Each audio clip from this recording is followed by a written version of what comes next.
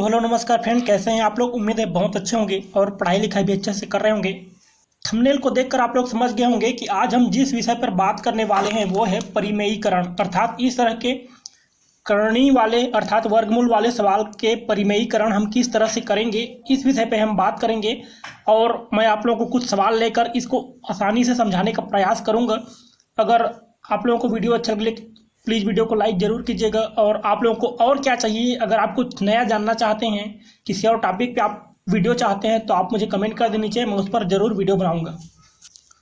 तो आज का हमारा सवाल ये है 4 जो कि कोष्टक के अंदर में है, और धन वर्गमूल 2 कोष्टक बंद, और उसका बटे फिर कोष्टक में वर्गमूल 2 और धन 1। ये आपको सवाल दिया हुआ है और इसका हमें परिमेयीकरण करना है और इसका मान निकालना है। तो हम क्या करेंगे, इसमें गुणा कराएंगे। ये जो हर है इसके विपरीत, अर्थात ये अगर धनात्मक है तो हम ऋणात्मक सेम यही लेंगे, लेकिन वो ऋणात्मक रहेगा। तो देखिए हम क्या करेंगे, यहाँ कोष्टक करेंगे, फिर वर्गमूल 2 करेंगे, या धन है उसको ऋण करेंगे और 1 करेंगे, बस इतना ही करेंगे। और उसका बटे ये जितना है इतना ही फिर हम हर में भी करेंगे, कोष्टक वर्गमूल 2 और ऋण 1। ठीक है, तो इतना करने के बाद हम क्या करेंगे, देखिए अंश में अंश का गुणा कराएंगे और हर में हर का गुणा कराएंगे। अब देखते हैं अगला स्टेप। तो ये बटे कर दिया मैं, और इस 4 का गुणा एक बार वर्गमूल 2 से कराएंगे तो ये हो जाएगा 4 वर्गमूल 2, 4 और वर्गमूल 2। फिर ये धनात्मक है और ये ऋणात्मक है, 4 का गुणा ऋण 1 से कराऊंगा तो हो जाएगा 4 एकम 4 लेकिन ऋण 4। ठीक है, क्योंकि एक धनात्मक और एक ऋणात्मक है तो ऋण हो जाएगा। अब 4 का गुणा हमने इन दोनों में कर लिया। अब वर्गमूल 2 का गुणा हम इनमें करेंगे, तो वर्गमूल 2 और वर्गमूल 2 का गुणा करेंगे तो चूंकि ये भी धनात्मक है और ये भी धनात्मक है तो धन होगा। और वर्गमूल 2 जब इनका आपस में गुणा करेंगे तो ये वर्गमूल हट जाएगा और 2 हो जाएगा, तो 2 हो जाएगा। तो मैं यहाँ कर दूंगा 2।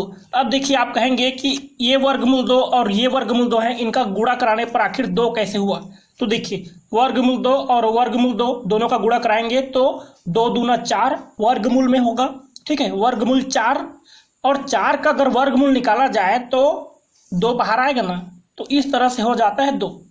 अब 2 का गुणा हम ये वर्गमूल 2 का गुणा हम ऋण 1 से करेंगे तो ये हो जाएगा ऋण वर्गमूल 2। क्योंकि 1 से गुणा करा रहे हैं तो बस ये, क्योंकि ये एक ऋणात्मक है तो ये ऋणात्मक में हो जाएगा और बाकी कुछ नहीं बदलेगा।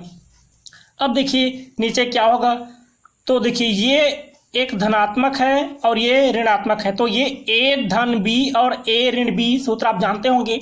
तो a धन b और a ऋण b का जब हम गुणा कराते हैं तो उस सूत्र में क्या होता है, a का घात 2 ऋण b का घात 2, इस तरह से होता है।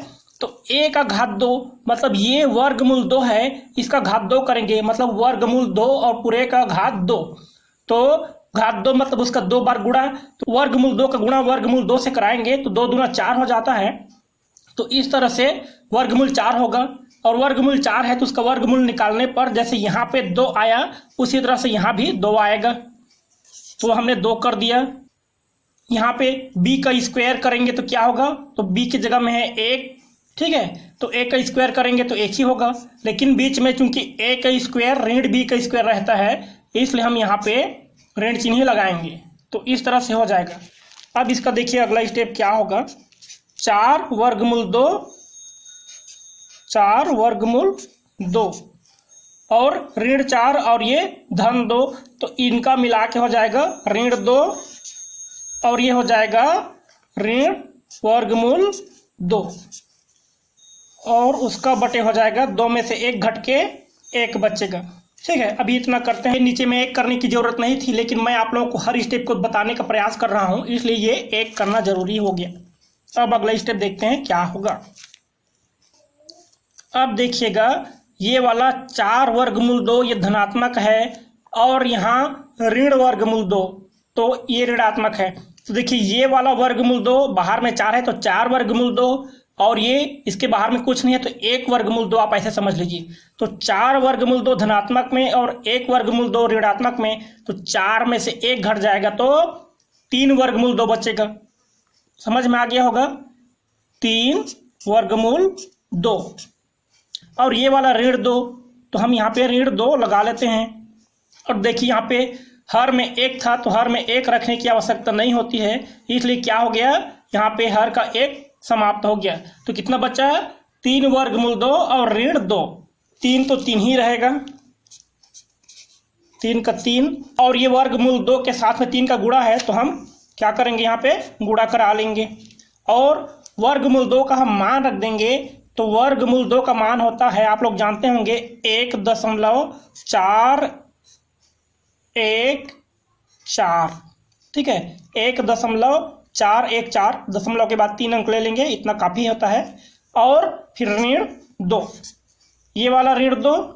अब इनका जब हम गुणा कराते हैं तो देखिए कितना होगा अगला स्टेप, तो इन दोनों का आप गुणा कराइएगा तो ये हो जाता है 4.242, और उसके बाद ऋण 2। ये मैंने आप लोग को इसलिए करके नहीं दिखाया क्योंकि मैं दशमलव का गुणा किस तरह से किया जाता है उसका ऑलरेडी वीडियो बना चुका हूं। अगर आपको नहीं आता है तो आप जाके वो वीडियो मेरे प्लेलिस्ट पर दशमलव का वीडियो है, उसको आप देख सकते हैं, उसमें दशमलव का गुणा किस तरह से किया जाता है बना दिया हूं।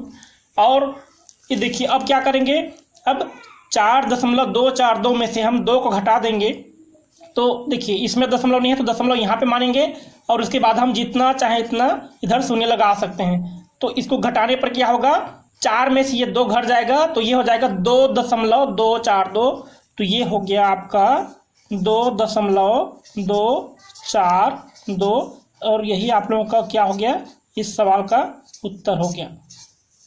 तो उम्मीद है आप लोगों को ये सवाल किस तरह से बना है समझ में आया होगा। मैं पूरा स्टेप बताने का प्रयास किया हूँ।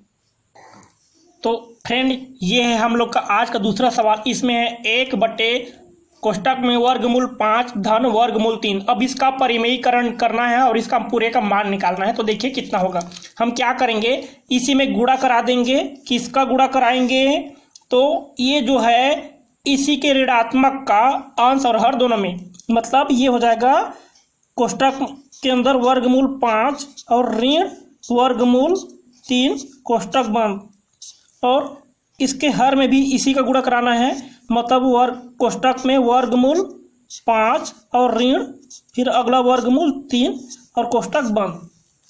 तो देखिए इनका हम अब गुणा कराएंगे तो क्या होगा, 1 से गुणा कराएंगे इसका, तो ये तो पूरा इतना ही होगा अंश में, तो ये हो गया वर्गमूल 5 ऋण वर्गमूल 3, और उसका हर में क्या होगा, यहाँ वर्गमूल 5 और यहाँ वर्गमूल 3 है, तो इसको a मान लीजिए और इसको b मान लीजिए, तो a धन b हो गया। और यहाँ भी वर्गमूल 5 और वर्गमूल 3 है, तो इसको a ऋण b मान लीजिए, तो a धन b गुणा a ऋण b, ये जो सूत्र होता है आप लोग जानते होंगे, मैं यहाँ लिख देता हूँ, पिछले वाले में नहीं लिखा था, a धन b और इसका गुणा a ऋण b, तो ये होता है a का घात 2 ऋण b का घात 2। इसी सूत्र से मैंने पिछले वाले सवाल को भी किया था। तो देखिए ये वर्गमूल 5 का घात 2 करेंगे, ठीक है, a का घात 2 के जगह वर्गमूल 5 का घात 2 करेंगे तो हो जाएगा वर्गमूल 25, और 25 का वर्गमूल निकालने पर आएगा 5, ठीक है। तो हम यहाँ पे लिख देते हैं 5, और यहाँ पे क्या चिन्ह है, घटाव का, तो यहाँ भी घटाव ही रहेगा। b का घात 2 का मतलब हो गया इस वर्गमूल 3 का घात 2, मतलब वर्गमूल 3 गुणा वर्गमूल 3, तो वर्गमूल 3 गुणा वर्गमूल 3 करेंगे तो वर्गमूल 9 हो जाएगा, 3 3 9 होके। अब वर्गमूल 9 का वर्गमूल निकाला जाएगा तो आएगा 3, तो इसलिए हम यहाँ पे 3 कर देते हैं। तो अगर आपको पिछले वीडियो में समझ में नहीं भी आया होगा तो इसमें तो समझ में आ ही गया होगा कि हम इसको हर वाले को किस तरह से करते हैं, तो ये उसके लिए ये वाला सूत्र है, ठीक है। तो आप लोगों को अब कोई दिक्कत नहीं हो गया होगा। अब इस स्टेप को अगला हल करते हैं, तो देखिए क्या होगा, यहाँ वर्गमूल 5 का सीधा सीधा हम मान रखेंगे, तो वर्गमूल 5 का मान हो जाएगा 2.236, फिर घटाव का चिन्ह लगाएंगे, और वर्गमूल 3 का मान हो जाएगा 1.732, और उसका बटे हो जाएगा 5 में से 3 घटा के कितना बचेगा, 2, तो हो जाएगा 2।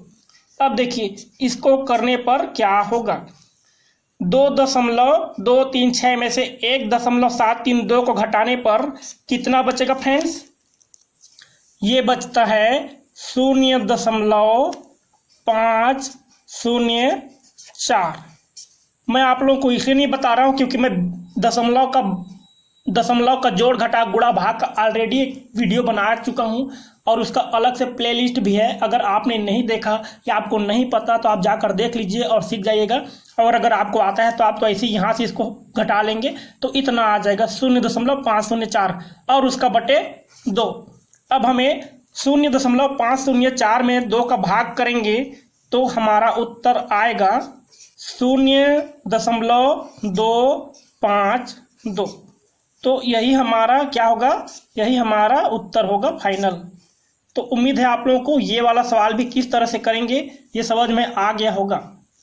तो दोस्तों ये है आज का हम लोग का तीसरा सवाल और यही आखिरी होगा क्योंकि ज़्यादा वीडियो लंबा ना हो इसलिए यही लास्ट सवाल होगा। तो देखिए हम इसका परिमेयीकरण करेंगे तो ये जो हर है इसके उल्टा का अर्थात ये धनात्मक है तो इसके ऋणात्मक का हम इसके अंश और हर दोनों में गुणा कराएंगे। तो गुणा कराते हैं, बटे कर देता हूँ पहले और इसको ऋणात्मक करते हुए ऊपर में लिखेंगे तो ये कोष्टक हो गया वर्गमूल 2 और ऋण 1, फिर कोष्टक बंद कर दिए। फिर यहाँ देखते हैं ये वर्गमूल 2 और ऋण 1। तो देखिए इसके विपरीत चिन्ह जो धनात्मक है इसके ऋणात्मक वाले का ऊपर और नीचे दोनों में गुणा कराना होता है। तो देखिए गुणा कराने पर यहाँ पे अगला स्टेप क्या होगा, हम स्टेप बाय स्टेप गुणा करा देते हैं। वर्गमूल 2 का वर्गमूल 2 से गुणा कराने पर आप समझ गए होंगे वर्गमूल 2 और वर्गमूल 2 का गुणा कराने पर वर्गमूल 4 होगा। फिर वर्गमूल 4 का हम वर्गमूल निकालेंगे तो निकल आएगा 2, तो हम लिख देते हैं 2। उसके बाद क्या करेंगे, इस वर्गमूल 2 का इस ऋण 1 से गुणा कराएंगे तो ऋण वर्गमूल 2, ठीक है। चूंकि 1 से गुणा कराएंगे तो इतना ही होगा, लेकिन ये धनात्मक है और ये ऋणात्मक है तो ऋण चिन्ह लग जाएगा। अब इसका अगला क्या होगा, इस ऋण 1 का वर्गमूल 2 से गुणा कराएंगे तो वर्गमूल 2 ही होगा, लेकिन ये धनात्मक और यहाँ पे ये ऋणात्मक है इसलिए फिर से ऋण वर्गमूल 2 लग जाएगा। और क्या होगा, ऋण 1 का गुणा ऋण 1 से कराएंगे तो 1 एकम 1 और ऋण का गुणा होकर धन, इसलिए यहाँ पे धन 1 हो जाएगा। और नीचे में क्या होगा, चूंकि देखिए यहाँ वर्गमूल 2 है और वर्गमूल 2 का गुणा कराएंगे तो 2 दूना 4 जो कि वर्गमूल में होगा और 4 का वर्गमूल निकालेंगे तो आएगा 2, वर्गमूल से बाहर आ गया। अब इस वर्गमूल 2 का गुणा हम ऋण 1 से कराएंगे तो ऋण वर्गमूल 2 हो जाएगा। फिर इस 1 का गुणा वर्गमूल 2 से कराएंगे तो 1 का गुणा वर्गमूल 2 से कराएंगे तो चूंकि ये भी धनात्मक है और ये भी धनात्मक है तो धन वर्गमूल 2 हो जाएगा।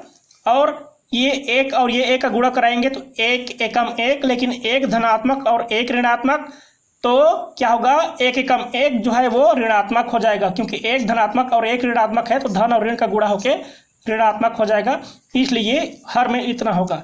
अब देखिए इसका अगला स्टेप क्या होगा, अंश को देखते हैं तो यहाँ पे 2 जो है धनात्मक है और ये वाला 1 है ये भी धनात्मक में है। तो क्या करें, 2 और 1 ये आपस में मिलके हो जाएंगे 3, तो उसको लिखते हैं अंश में हो गया 3। और देखिए यहाँ पे है ऋण वर्गमूल 2, लेकिन बाहर में कुछ नहीं है तो आप 1 मान लीजिए, तो ऋण 1 वर्गमूल 2 इस तरह से मानिए। और यहाँ भी ऋण 1 वर्गमूल 2, ऋण 1 वर्गमूल 2 और ऋण 1 वर्गमूल 2 दोनों को मिला के ऋण 2 वर्गमूल 2 इस तरह से हो जाएगा, मतलब ऋण 2 और वर्गमूल 2, ठीक है। अब आपको पता चल गया होगा कि ये 2 कहाँ से आया। और नीचे में देखिए क्या होगा, 2 में से 1 घट जाएगा तो 1 बचेगा और यहाँ से ऋण वर्गमूल 2 और ये धन वर्गमूल 2, चूंकि 1 ऋणात्मक और 1 धनात्मक है तो दोनों कैंसिल हो जाएंगे और 2 में से 1 घट जाएगा तो यहाँ बचेगा 1। खैर लिखने की जरूरत नहीं थी, लेकिन मैं आपको हर स्टेप समझाने का प्रयास कर रहा हूँ इसलिए लिखना जरूरी है।